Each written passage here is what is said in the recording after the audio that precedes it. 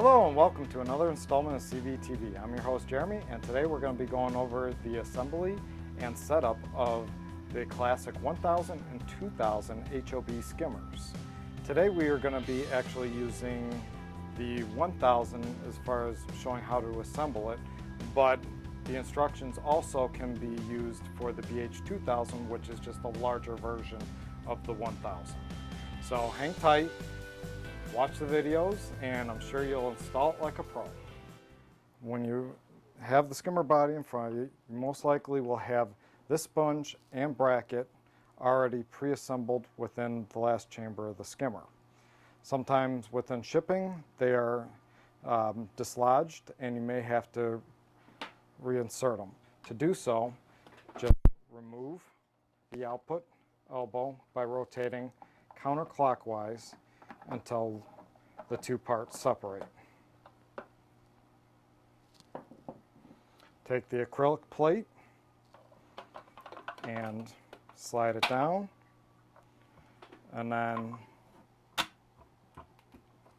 flip it. Then just put your sponge in there and position it like so. Now, you don't really have to have these two components within the skimmer, especially if you don't plan on taking the skimmer apart every month or so to clean the back sponge. These components are used if you wanted to insert a bag of media like carbon or GFO or any other source that's not going to completely block the output flow. Reinstalling the output plumbing, as simple as it comes apart. Make sure that the output elbow is facing upward. This does come detached from the union piece, so you can adjust the angle of it.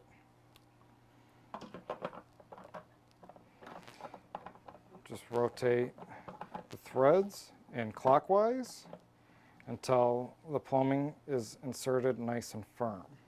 And again, remember that the output hole is positioned upwards in a 45 to 90 degree elbow.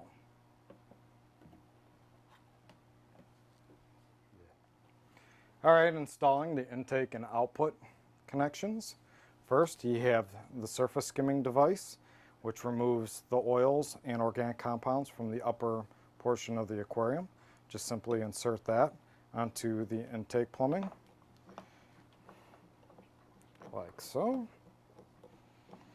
And of course it's adjustable for different water heights. And then you have the output defoaming device, which comes with 3 sponges which you insert over the graded area. This prevents microbubbles from exiting the skimmer and entering your aquarium. Also adjustable. Okay, assembling the skimmer pump, which is the Aquatrans 1000S. Locate the 3 O-rings. One may already be installed on the intake plumbing. If not, make sure it is installed by simply inserting it into the groove. Grab the Venturi elbow, the black nut, make sure that the smaller O-ring is pushed down and inserted all the way in. And then the last O-ring goes into the output of the Aquatrans pump. Take the black end and put it on the intake portion of the pump and tighten it so that it's somewhat snug but still positionable. Then align it up to the skimmer body. Make sure all O-rings are still in place and start rotating the union connections. Rotating a few turns each one, much like the lug nuts on your car.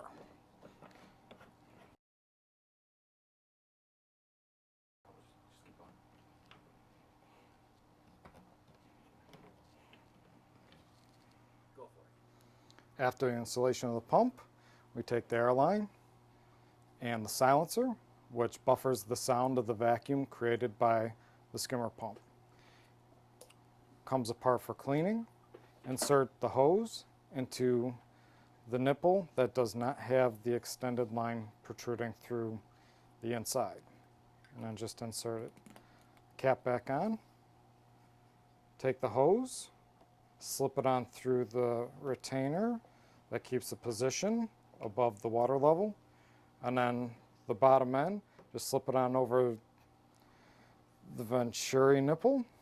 Make sure it's nice and snug, and complete. Next, grab the positioning bracket. This holds the skimmer to the aquarium and keeps it in position. There's a screw that adjusts to keep it, that'll pin it between the back pane of your aquarium to the tip of the screw.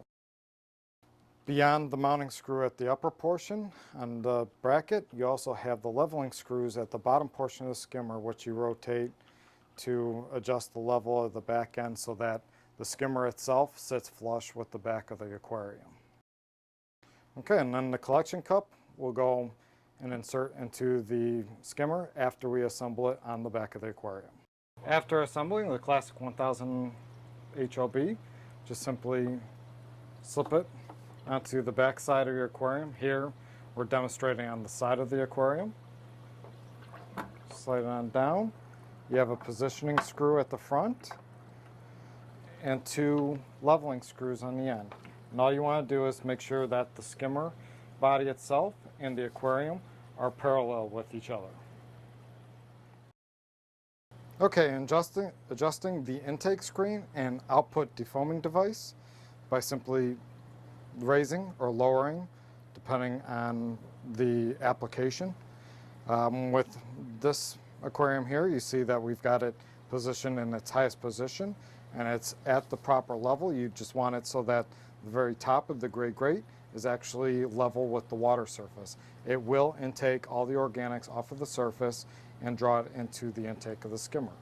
Now the output of the defoaming device, you want it so that the gray components, the gray slits, are actually just directly above the water level so that any air can escape freely before being immersed through the water. Okay, next step is actually filling and priming the skimmer. To do so, grab a cup or a pitcher and fill the skimmer up like so.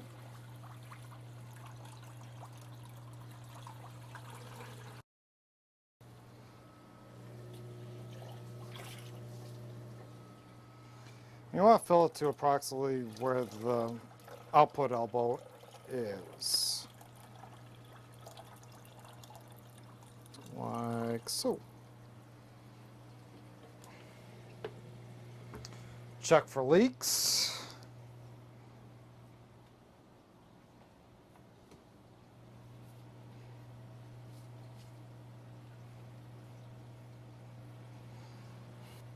All right, prior to priming the skimmer, let's put the collection cup in place. And here it's adjustable. The higher you have the position, the drier, more rich organic collection will be made. And the lower it sits, the wetter, more non-concentrated it will become. When you first install the skimmer, I suggest to at least put it in the higher of the 2 positions, so just in case as it breaks in, it doesn't overflow on you. You have the side positioning screw, which will also lock the cup in place so you don't lose its position. As the cup fills up with collection, it won't draw the collection cup actually down. Okay, next step is priming. Priming is where you're drawing the water into the intake pipe into the front of the pump. Basically, you'll be displacing the air within the plumbing with water and allowing the water to flow through the skimmer and return back to the aquarium. To do so, you must remove the air silencer,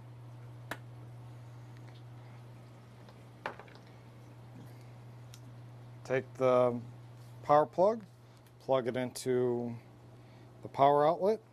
At the same time, take your finger and cover the air line so that only water is being drawn in from the aquarium into the skimmer. And hold on to it until no air is seen entering the into the skimmer.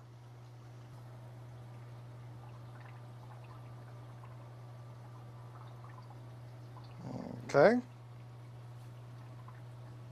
As the air dissipates, you can now open the air line and replace your silencer.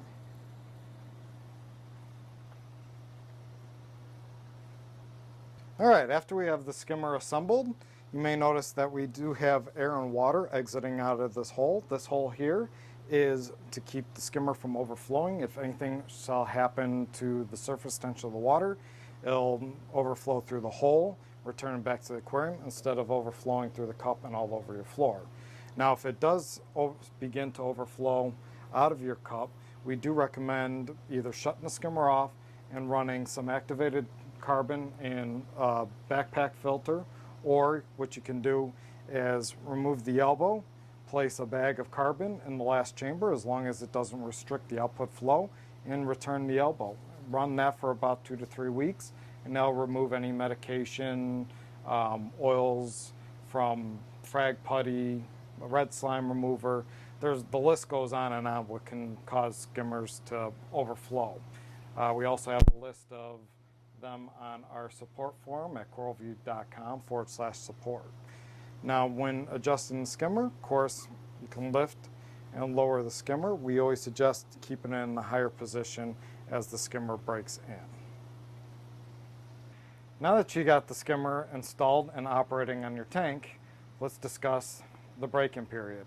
It'll take 3 to 4 weeks for a skimmer to break in. What breaking in is essentially the oils from manufacturing and handling being dispersed through the water and changing the surface tension of the water within the skimmer. For the first 2 to 3 weeks, you're really not going to get too much of a collection. You may not produce as well. It'll be very chaotic. It'll be very inconsistent. Hang tight, be patient, leave it in the upper position. After about 3 to 4 weeks, you can begin to lower down the skimmer cup to your ideal collection, either wet or dry, and the fun begins. Don't forget, if you have any issues regarding the skimmer setup or have any other questions, please head on over to coralvue.com/support, and one of our friendly support agents will be glad to help you. Be sure to subscribe to our YouTube channel, where every week we add another video pertaining to our hobby. Thank you for watching CVTV. See you next week.